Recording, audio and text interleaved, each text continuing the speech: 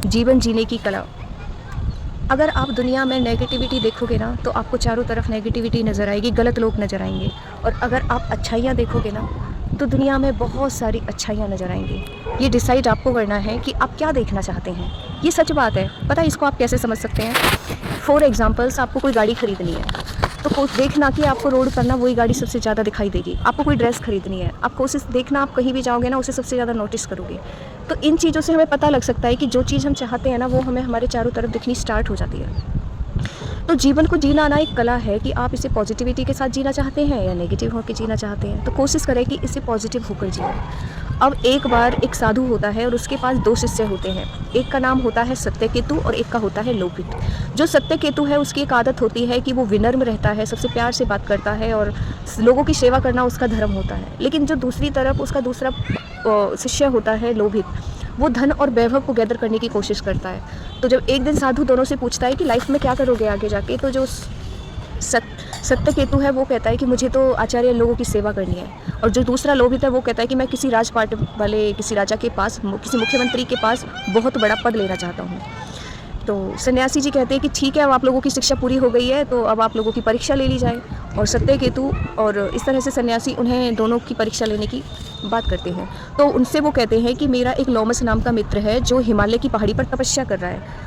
आप दोनों को वहाँ पर जाके उनसे 2 समाचार लेके आने हैं और उनसे उनका हालचाल लेके आना है। तो दोनों वहाँ चले जाते हैं। तो जाने से पहले जो उनके महाराज हैं वो उनको 2 थैले देते हैं।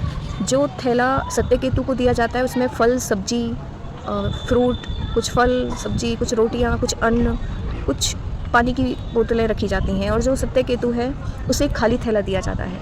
तो सत्यकेतु का जो थैला है वो भरा हुआ होता है और जो लोभित है उसको एक खाली थैला दिया जाता है। और उनके जो सन्यासी हैं महाराज, उनके जो गुरु हैं वो उनसे कहते हैं कि सत्यकेतु आपको रास्ते में जो भी नीति मिले इनको बांटते चले जाना। और लोभित से कहते हैं कि तुम्हें रास्ते में जो भी धन वैभव मिले उसे इसमें भर लेना। इस तरह से वो दोनों चले जाते हैं और रास्ते में सत्यकेतु सबकी सेवा करता है। उसे कोई भूखा मिलता है उसे खाने के लिए देता है, किसी की सेवा करनी होती है किसी को पानी पिला देता है। और लास्ट में वो वहाँ पहुँच के उनके चरण स्पर्श करके और उनका हालचाल पूछ के खाली थैला लेकर आ जाता है और उसका थैला पूरा खाली रहता है। दूसरी ओर जब लोभित जो जाता है तो उसे बहुत सारी असरफियाँ, सोना, जो भी जहाँ मिलता है तलहटी में वो भर के उसका इतना ज़्यादा वजन हो जाता है थैले में कि उसे चला ही नहीं जाता। और रास्ते में लौटते टाइम वो एक घने जंगल में गिर जाता है उस वजन से, लेकिन वो उसको छोड़ना नहीं चाहता क्योंकि उसे धन दौलत से बहुत प्यार था ना। सत्यकेतु जब ये देखता है तो रास्ते में वो देखता है कि उसका जो मित्र है वो गिरा हुआ है, तो वो उसे उठाता है और उठा के उसे खाने के लिए उसके पे पानी पिलाता है, खाने के लिए उसे कुछ देता है जो उसके पास है और उसे उठा के आश्रम में लेके आते हैं। तो उनके जो गुरु हैं दोनों को देखते रहते हैं। तो सत्यकेतु कहता है कि महाराज कि गुरु आपके जो मित्र हैं वो बहुत सही हैं। और जब ये चीज़ लोभित से पूछी जाती है तो वो उनके चरणों में गिर जाते हैं कि कैसे सत्यकेतु इतना खुश कैसे है और मैं इतना परेशान कैसे। तो गुरु ने उन्हें एक बहुत बड़ी शिक्षा दी कि ये जैसे तुम दोनों मित्रों के साथ हुआ है ना, ऐसी संसार में होता है कि लोग प्रोग्रेस, पैसा, घर, गाड़ी, लालच, इसमें इतने अंधे हो जाते हैं कि रियल लाइफ को भूल ही जाते हैं। जबकि जो सत्यकेतु है उसने रास्ते में लोगों की सेवा की तो उसने इतनी अच्छाई कमाई कि उसे इतनी खुशी थी कि अब देखो उसका चेहरा कैसे खिल रहा है और वो हल्का होता गया, अच्छाई करते हुए हल्का होता गया।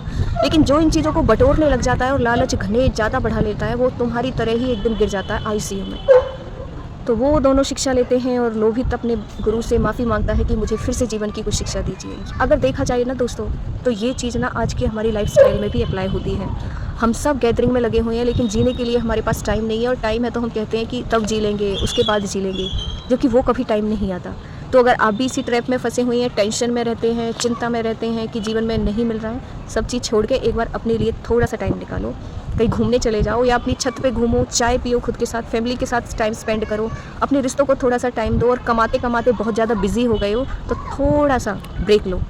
ज़िंदगी खूबसूरत है ना, यहाँ हम कुछ लेकर आए हैं ना कुछ लेकर जाना है, पर इसका मतलब ये भी नहीं है कि आप कमाना छोड़ दें, बढ़ना छोड़ दें। सब काम करने हैं लेकिन बैलेंस में, किसी में भी इतना अति में नहीं जाना है कि आप अपनी लाइफ को ही भूल जाएं। All the best.